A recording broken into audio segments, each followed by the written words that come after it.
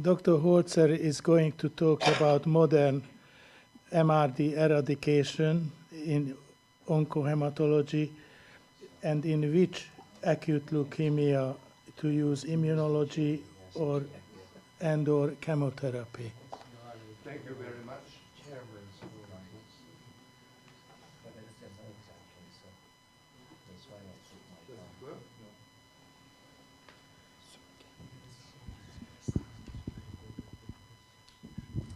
Thank you for the introduction.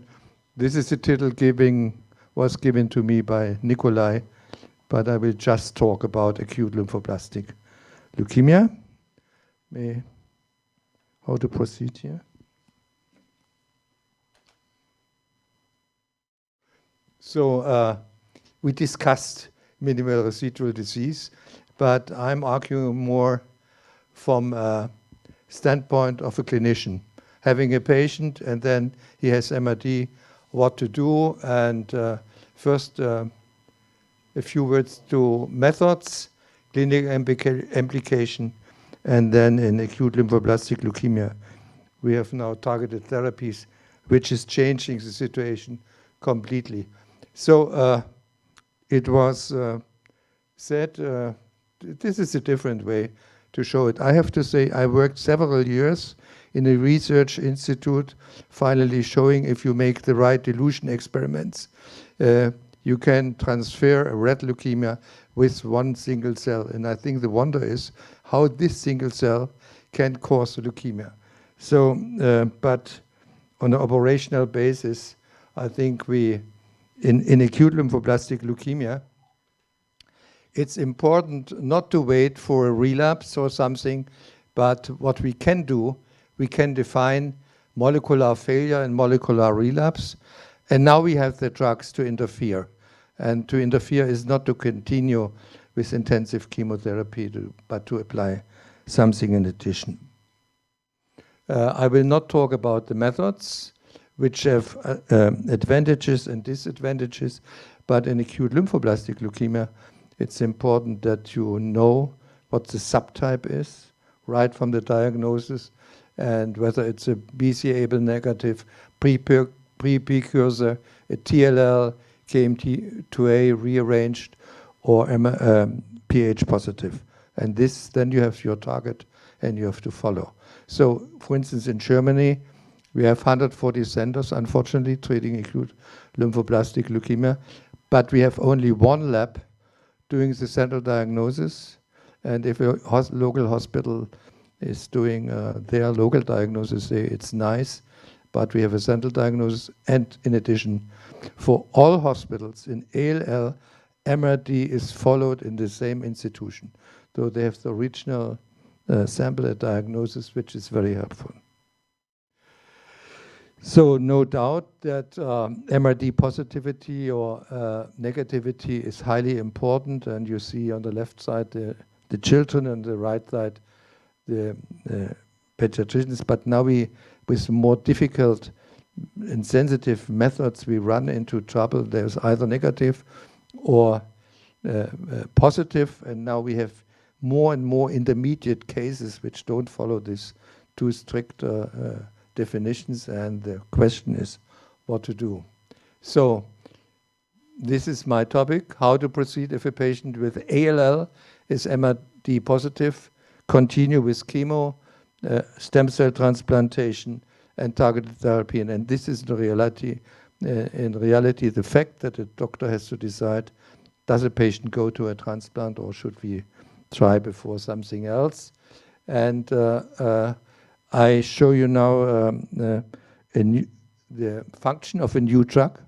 Happily enough, that is seen in acute lymphoblastic leukemia has changed since about 10 to 20 years, because we have now immunotherapy, and the immunotherapies are clearly targeted, and you see here on the right lower part, if a patient is positive after chemo, and if you give the B-specific antibody blinatumomab, you achieve a very high rate of MRD negativity, and actually this is also transferred into improved survival. So there are several studies showing this the function of this new B-specific antibody, and you see the rate of MRD negativity is in all studies 80% or more. So it's a complete change, and which means we don't continue to intensify the chemo. We go after induction consolidation to the immunotherapy. Another immunotherapy is inotuzumab, acting on CD22 in contrast to CD19 with the blinatumomab. And again, you can eradicate MRD with this new drug. So in ALL, we have now several target therapies, the antibody 19, 22, and 20, happily enough, mostly expressed on nearly all acute lymphoblastic leukemia cells. We have the tyrosine kinase inhibitors and the immune checkpoint inhibitors coming up. Not many results about the latter part. So most of the doctors use rituximab. It's not quite clear why, but if you go back to earlier studies, you could really show that rituximab is not just adding because you have rituximab, but that you can show that you increase your rate of molecular remission. You achieve a faster molecular remission, which is also very important, not just the level, but also the time to achieve MRD negativity. And there are several studies using this rituximab in different settings, and it's clear. So inotuzumab is another study, and there are the well-known studies in New England Journal of Medicine to compare inotuzumab and blinatumomab. And the studies had to be done to get the registration by the FDA. But I think there is one message. If you use the immunotherapy in a full-blown relapse, whether it's inotuzumab or blinatumomab, it's not of sense anymore. And clearly you have to go to the next step, which is after relapse refractory, go to the minimal residual disease or even frontline. And again, just to say that on the right side you see a curve, extramedullary disease. We have quite a lot of patients with acute lymphoblastic leukemia which have extramedullary disease. You just have to search carefully, but none of our immunotherapies, neither anti-CD19, blinatumomab or inotuzumab, is so far working. So this is an open field what to do. Now, after a while of giving intensive chemo followed by the immunotherapy, there are now, and I think this is a breakthrough, to use frontline immunotherapy with a very, very mild chemotherapy, because in acute lymphoblastic leukemia, we lose a lot of patients just by the very toxic induction therapy, and this is now more or less avoided. And you see here a German study with frontline inotuzumab. You have to see the ages, 64 years median, going up to 80. The survival curve very promising. And the thing is, you avoid the induction deaths and you avoid the deaths during chemotherapy. If you look carefully to the studies, there's always quite a substantial dropout rate from deaths in complete remission. Now, blinatumomab, I mentioned it, and the best place was to use blinatumomab in the MRD positive situation, and therefore I think whatever it was said for the acute lymphoblastic leukemia, to determine the stage of MRD positivity or negative is highly important, because we can act on the patients with MRD positivity, and happily enough we have this B-specific antibody blinatumomab.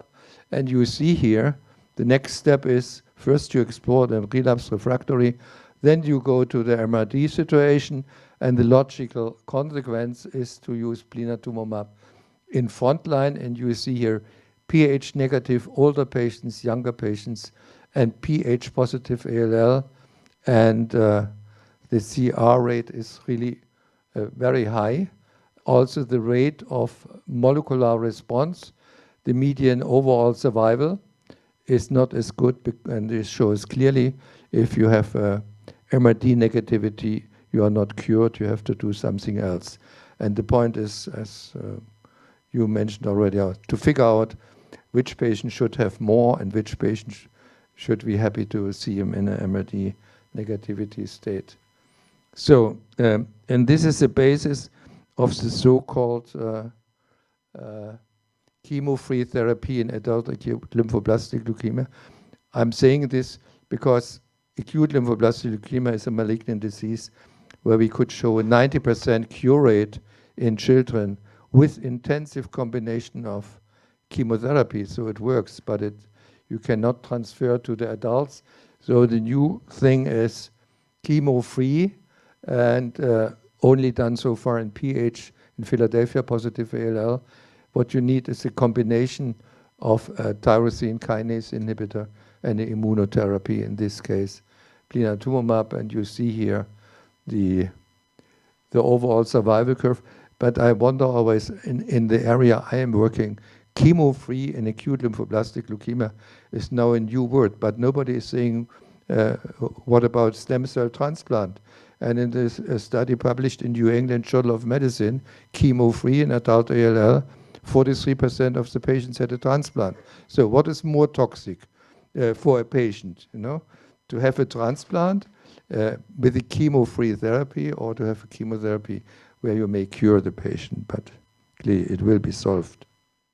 So this is a new study, and this makes sense.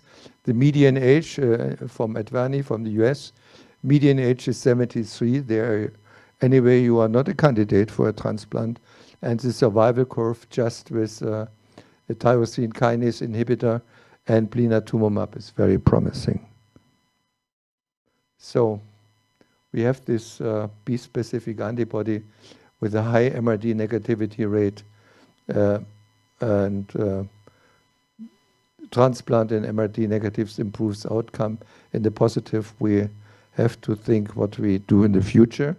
And just a word on CAR T cells. I will not go into details. I stop here. There are many studies using CAR T cells, and you see here the complete remission rate, the third last column. It's always 80% or so. And the question is for ALL clinicians in the future, should we use immunotherapy, blinatumomab, right up in the front therapy, or should we move immediately to CAR T cell as a consolidation? I think it's absolutely open, and what we need is a mild induction to avoid toxicity, and then to give either the immunotherapy with blinatumomab or CAR T cell. What we need is a randomized study, which will never be done, I guess. So, MRD eradication, my conclusion, in acute lymphoblastic leukemia, it should certainly be subtype oriented. There is not a general lower limit, 10 to the minus 4. It's not enough anymore. And we have to find out what the best way is to overcome MRD positivity, and it might be immunotherapy. So in the future frontline studies, and they are ongoing, the patients should have a mild induction consolidation immediately followed by any kind of immunotherapy, and to avoid MRD positivity at all. Thank you. I was in time, Nikolai.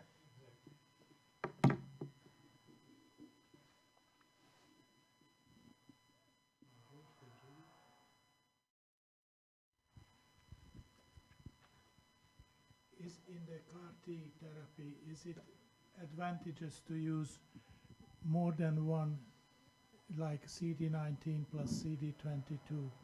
I think there are many studies going. There are many studying, or several studies going on CD19, CD22, B-specific, or twice separately. There are even 3 valent with CD123. I think it's open, but most likely the combination of CD19, CD22 is better. The point is, we have CD19 negative relapse after blinatumomab, as well as after CAR T-cell therapy in about at least 15%. In some study, it's 30%.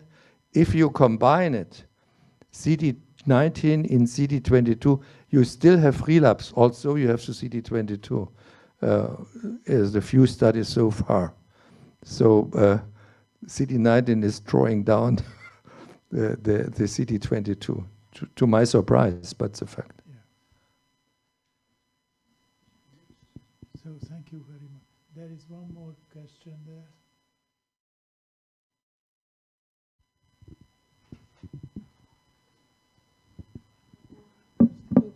Thank you, Professor Hoelzer. I'm Anna Smirnova from St. Petersburg, and my question about what should we do with patient who was MRD positive after induction or first consolidation, then he received blinatumomab, he become MRD negative after first course, and what should we do later? Next course of blinatumomab, return to chemotherapy or something else? I would think this is a candidate for allogeneic transplant, quite clear. I mean, to expect that he becomes suddenly chemosensitive or will respond much better to blina. I mean, there are studies, Houston is always leading to give 4 courses of blinatumomab and then to have a maintenance, which so far has not been shown of any advantage, neither after transplant to give several courses of blina. And I think this is what you mentioned. For me, it's a case of stem cell transplantation. You think that it's still indication? Because we have our data, it's not so large like multi-center experience, but we don't show the difference between stem cell transplantation or further chemotherapy in such patients. Because so I have this question. So it's provocative, because yes, it could mean your chemo is so good or your stem cell transplantation are not so good. Maybe. You know, and I think this entirely depends also on the experience of an individual institution. You can, if you're not in a study protocol, it depends on your results. And Thank you very much, Professor Hoelzer. Very short question. Isn't it important to investigate mutational status BCR-ABL for patients with acute lymphoblastic Phe-positive leukemia? I think the ideal situation would be in a pH-positive ALL to do a mutation analysis right at the beginning. But I talked to several centers, including our multi-center trial in Germany or Houston. They don't do it. We do it neither. But it would be clearly, if you would detect a translocation like 351I, it would be good. On the other hand, we have now drugs which overcome this mutation. And this is not just ponatinib, but also blinatumomab. The mechanism is not known, but it works surprisingly. So I think it would be good to do in a realistic manner, to do in any case a mutation analysis at the time of relapse. Thank you very much. Just a general question. Thank you for your talk. In terms of the place of CAR T cells against hematological transplantation, what do you think about these open questions? And I have a subsidiary question. In considering a second complete remission, MRD negative, do you recommend an allogeneic transplantation? For the second question, yes, absolutely. For the because if you look to the patients having the second complete remission, the survival curve is very poor. But what was your first? General question, the CAR T cells against... I think the CAR T cells are, I have shown a slide, I didn't touch it, but we have now a lot of studies using CAR T cells response rate in relapse refractory is about 50%. And finally, it will turn out whether a simple therapy like blinatumomab or CAR T-cell is better, both mainly touching CD19. What I'm a little bit, what I think it's sad, that even if you do it, you still do a transplant. I was hoping that after CAR T-cell therapy, we spare transplants. But it's not the case. And the reality is, either for regulatory reasons, like I think the Italian study, you have to recommend for the patient a stem cell transplant. So it's difficult to find the answer. On the other hand, I think it's you spend a lot of money. It's a question also of finances with the CAR T cells, and then you come up with the expensive stem cell transplantation. It can't be the future. So what we need is NGS or something else to separate out patients with residual many to bring to transplant or not. But you may comment whether it's realistic.